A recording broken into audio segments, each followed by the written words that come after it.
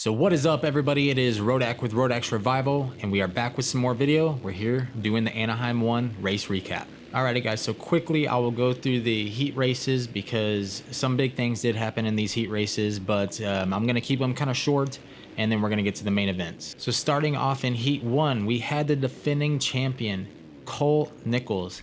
And he absolutely goes down really hard in the whoop section. It looked like it knocked him out, completely knocked him out. His body looked like it went limp whenever he hit his head on the top of that next whoop that he hit it on. And so prayers up to Colt Nichols. Hope he gets better. Didn't really get any update that I heard of. But if I hear anything or see anything, then I will post it for you guys. But other than that, Moseman looked fast. He looked smooth. Hammaker looked like he took that step up this year with getting some consistency. And Vince Freeze coming in third place. Big surprise, but he's been a veteran. He's been in that 450 class. Those guys ride even more rough, if you want to say, so he's used to the pressure and everything. So Vince Freeze coming in third. So coming into that second heat race, we had the top three was Christian Craig, Joe Shimoda, and Garrett Marchbanks. Some notable things in there. Jalik Swole first lap ran into Thrasher going over the big triple, hit the back of him.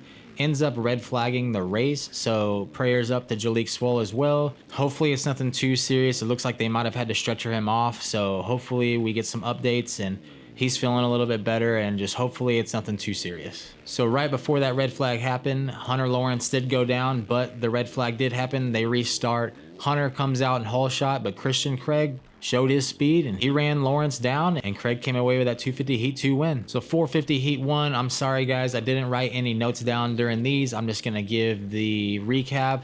Sexton was in first, McElrath in second. I was really surprised to see McElrath there in second, and Eli Tomac came through in third. Nothing really too notable that I can think of in that race. It was just Sexton kind of pulled out, and that's just what it was. Now in 450 heat 2, we had Roxon, Brayton, and Stewart. Those were your top three. Roxon kind of just pulled away. Brayton, surprising ride there in second. And Malcolm giving a little bit of love to Jason Anderson in that bowl corner, 2 corners before the finish line, and Malcolm Stewart coming in third. Now let's get to the races that we all love and that we all care about and where the money is made in this business, the main events. And also guys, I apologize if it sounds like I'm not as crazy high energy as it is. There's 2 reasons for that. For one, it is 2:30 in the morning, and 2, I live in an apartment and don't want to wake anybody up.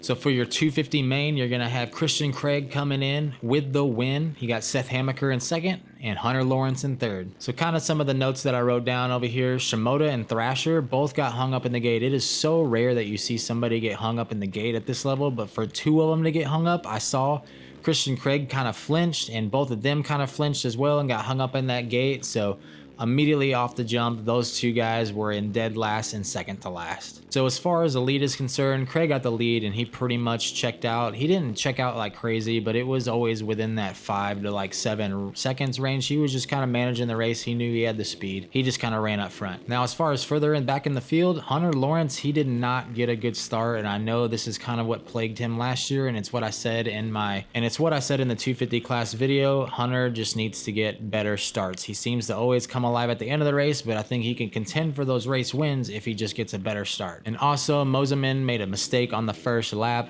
put Moseman back early in the race. He showed good speed, but he also, like I said in my 250 video, the consistency just needs to be there. He made that mistake, immediately put him out of the running for that podium spot. But gotta give credit where credit is due. Hunter Lawrence, he did not give up. He fought until literally the final corner of the race. He ran down Marchbanks at the very end. When he caught Marchbanks, I was like, there's no way. It's already half of a lap through. There's no way he's gonna catch up to Hammaker. And he ends up trying to put a move on Hammaker on the final corner. He hit him pretty hard, but Hammaker was able to hold on. He cased that triple super hard. I'm sure that arm is going to be hurting where Hunter hit him, but Hunter coming through in third. Gotta give him, like I said, you gotta give him a little bit of credit because he did come through the pack. But like I said, I just wish he would get better starts because I know he could run up there with Craig, but gotta give credit to Craig as well. Last season, he came out and won the opener and he was super hot, but he did cool off. So I'm interested to see if Craig can hold on to this momentum, but especially now, it feels like it is Craig or Hunter's to lose. With Nichols being out now, it seems like the 2 that I would have to choose that are in the front running are Craig and Hunter Lawrence, and if I had to pick a sleeper, I would still go with Moseman because he has the speed. Let's just hope that that first race was just some jitters and that he cleans up those mistakes. So again, before we move on, your top 3 was Christian Craig first, Seth Hamaker second, and Hunter Lawrence third. Now let's move on to that 450 class. Now for your 450 podium results, it was Ken Roczen first, Cooper Webb second, and Justin Barcia third. So it was unfortunate. Saw a lot of people really hoping that Justin Barcia went for that 4 for 4 tonight, but we all knew that was a very big long shot. Not that he's a bad rider, it's just that is really hard to do, win 4 of the openers in a row. But if you guys know me, you know I'm an Eli Tomac fan, and it looks like his starting struggles are still there. I don't know if maybe it's a new team, they haven't got the bike right, but even when he was with Kawasaki, he had starting troubles, and it looks like he just had starting troubles again tonight. I think he came out 10th, 11th, 12th, somewhere around there. And what really surprised me is Eli kind of got stuck up in the pack, and he was in that 10th place spot for quite a while. I don't know if it's the new teams or if the whoops were just that crazy tonight, but Eli and Malcolm Stewart both struggled in the whoops tonight.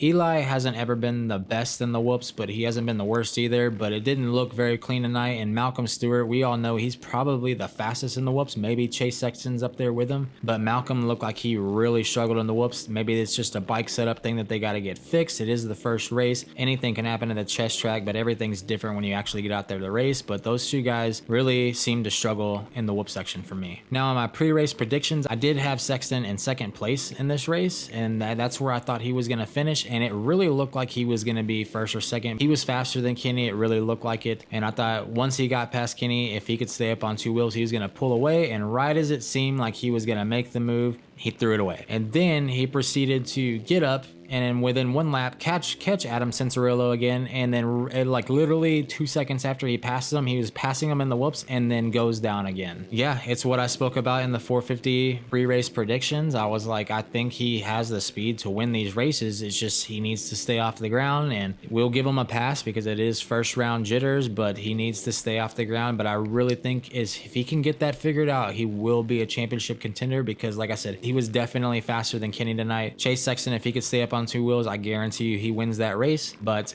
that's the sport and that's how it goes. Now further back in the pack, about midway through the race, we had Musquin putting a very aggressive move on Malcolm Stewart, completely cleaning them both out. I don't know if you guys saw the pictures after the race, but Malcolm Stewart looked like he got in the face of Marvin Musquin. He was really upset at that, and you know, rubbing is racing, and I mean, Malcolm put that move on Anderson a little bit earlier, but I don't think it was as hard as Musquin went in. Musquin kind of T-boned him. I would have been kind of mad at that point too, because they're both up there. I think they were like 4th and 5th whenever that happened. It's just like, in my head, I'm like, wait for a better chance, because now you put us both down and you put us both back in here, and now we got to climb this mountain of a hill to try to pass these guys, and just because you wanted to make the move too early or too aggressively. But with the race as it progressed, it looked like Cooper Webb really kind of picked up his pace, and he started to figure out the bike, and he started to figure out the track. And Cooper Webb, he was maybe what, 6th or 7th with 7 or 8 minutes to go in the race, and he actually ended up finishing second on the podium. He got past Barcia. I don't know if it's just that bulldog fight mentality that Cooper Webb has. He was just going to fight through it. Like I said, he seemed like he got better as the race went on, and he ended up coming out second. So give Cooper props. We all know he can do this. He's always super strong in late races. So yeah, credit where credit is due. Now my other pick for the podium was 3rd place, and that was Jason Anderson, and he was in 3rd place, and I really thought he was going to have a good podium ride tonight, and Justin Barcia just completely into that. You know how it is with Barcia. If you're going to make a pass on Barcia,